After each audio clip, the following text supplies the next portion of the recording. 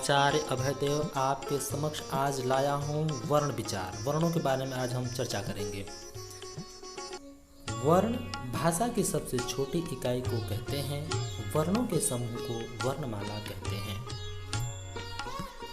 मानक हिंदी वर्णमाला केंद्रीय हिंदी निदेशालय, भारत सरकार और राष्ट्रीय शैक्षिक अनुसंधान और प्रशिक्षण परिषद द्वारा मानक हिंदी वर्णमाला का निर्धारित रूप इस प्रकार है।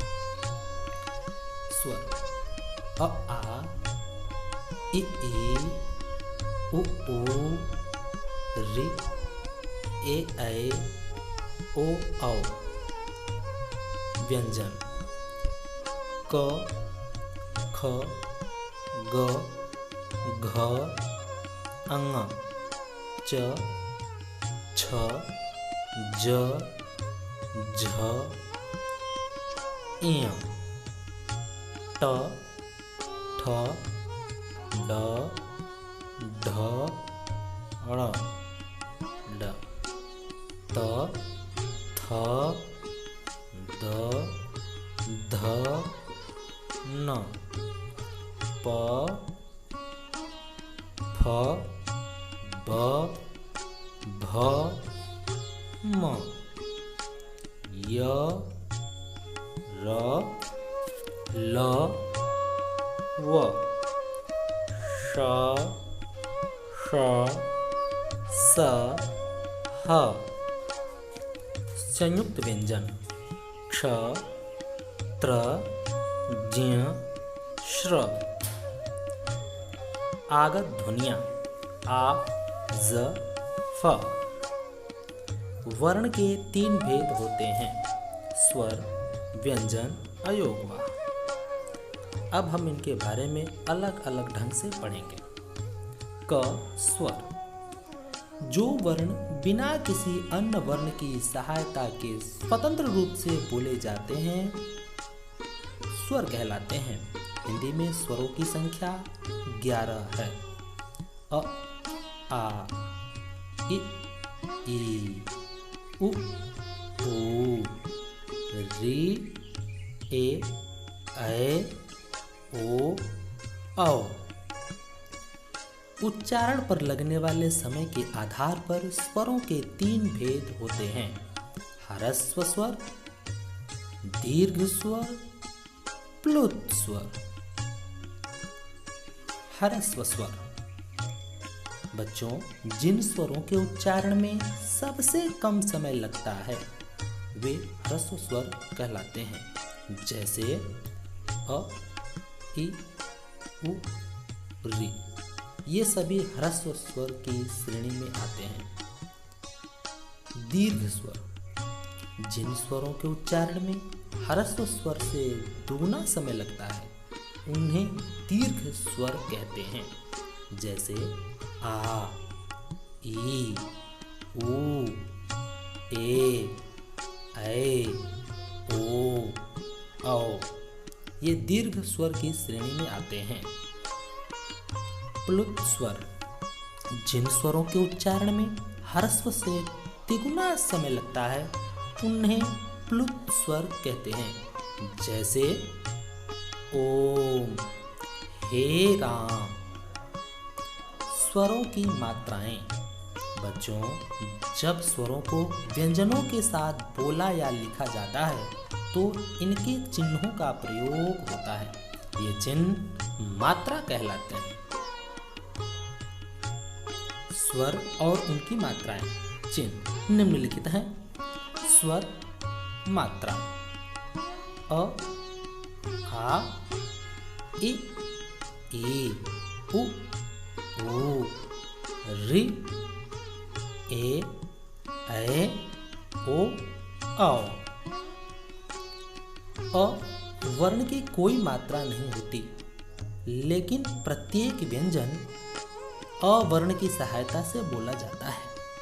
अतः सभी व्यंजन इस प्रकार लिखे जाते हैं, क ख ग च छ ज आदि। जब व्यंजन अ वर्ण से रहित होते हैं तो उन्हें इस प्रकार लिखा जाता है: क, ख, ग, च, छ, ज आदि। स्वर रहित व्यंजन के नीचे लगी तिरछी रेखा को हल कहते हैं। इनके द्वारा व्यंजन के आधे होने का संकेत मिलता है। ख व्यंजन। बच्चों, जिन वर्णों का उच्चारण स्वरों की सहायता से होता है वे व्यंजन कहलाते हैं। इसके 3 भेद होते हैं। आपके सामने कॉलम दिख रहा है। स्पर्श व्यंजन, अंतस्थ व्यंजन, ऊष्म व्यंजन। स्पर्श व्यंजन को पढ़ते हैं। जिन व्यंजनों का उच्चारण करते समय श्वास मुख के विभिन्न स्थानों का स्पर्श करती हुई बाहर निकलती है उन्हें स्पर्श व्यंजन कहते हैं। स्पर्श व्यंजन है व्यंजन उच्चारण स्थान कवर्ग, कंठ, चवर्ग, तालु, टवर्ग, मूर्धा, तवर्ग, दंत, पवर्ग, ओष्ठ। अंतस्थ व्यंजन। जिन वर्णों का उच्चारण स्वरों और व्यंजनों के मध्य का होता है वे अंतस्थ व्यंजन कहलाते हैं। इनका उच्चारण करते समय जीभ मुख के किसी भाग को भी पूरी तरह स्पर्श नहीं करती। ये हैं य, र, ल, व। ऊष्म व्यंजन। बच्चों, इन वर्णों के उच्चारण के समय हवा के रगड़ खाने से मुख में गर्मी ऊष्मा उत्पन्न होती है, अतः इन्हें ऊष्म व्यंजन कहा जाता। और ये हैं श, श, स, ह। बच्चों, इनके अलावा कुछ व्यंजन एवं उनके अन्य रूप भी होते हैं।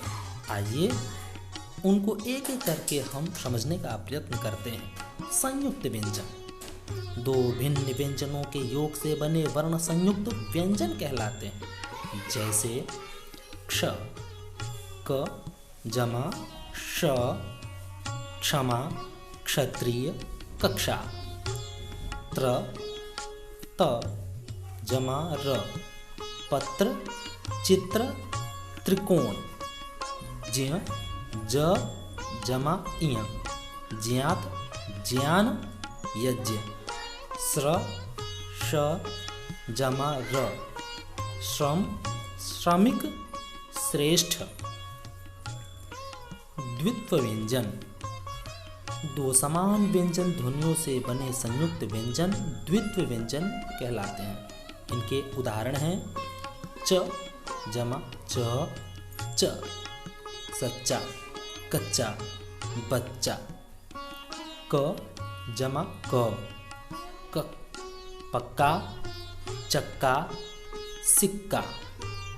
त, जमा, त, तत्, कुत्ता, पत्ता, छत्ता। द, जमा, द, दत, गद्दा, रद्दी, चद्दर। ट, जमा, ट, टट, भुट्टा, पट्टा। न, जमा, न, नन, अन्न, भिन्न, पन्ना। इनके अतिरिक्त हिंदी में 2 या 2 से अधिक व्यंजनों के मेल से बने अनेक संयुक्त व्यंजन हैं। इन्हें व्यंजन गुच्छ भी कहते हैं। जैसे उज्ज्वल। उ, जमा, ज, जमा, ज, जमा, व, जमा, अ, जमा, ल, जमा, अ। ज्योत्सना। ज, जमा, य, जमा, ओ, जमा, त, जमा, स, जमा, न, जमा, आ। बच्चों, अब हम र व्यंजन के रूपों की चर्चा करेंगे। र व्यंजन के रूप। र ऐसा व्यंजन है जिसका अन्य व्यंजनों के साथ मेल होने पर उसका रूप बदल जाता है। आइए अन्य व्यंजनों के साथ इसके मेल को देखते हैं। यदि र स्वर रहित होता है तो यह अगले व्यंजन के सिर पर इस रूप में लगता है। इसे रेफ कहते हैं। जैसे ध जमा र जमा म, धर्म क जमा र जमा म, कर्म प जमा र जमा व, पर्व। यदि र से पूर्व व्यंजन स्वर रहित हो तो र पूर्व व्यंजन के नीचे इस रूप में आता है। इसे पदेन कहते हैं। जैसे ग जमा र जमा ग्र, ग्रह, भ जमा र भ्र, भ्रम, क जमा र क्र, क्रम।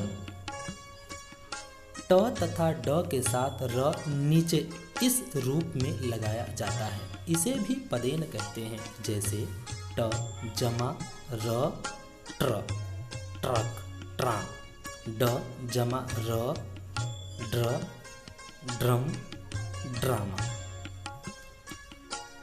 आगत ध्वनियाँ हिंदी भाषा में विदेशी भाषाओं के शब्दों के साथ आई ध्वनियाँ आगत ध्वनियाँ कहलाती हैं। जैसे a doctor, office, hall, college. ज सजा, जरा, जमींदार। फ कफन, खफा, फन।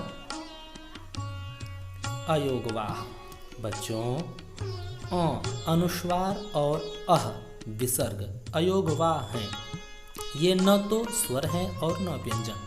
ये अ के योग से बोले और लिखे जाते हैं। अनुस्वार इस ध्वनि का उच्चारण म या न के समान होता है। इसका लिपि चिन्ह ये है।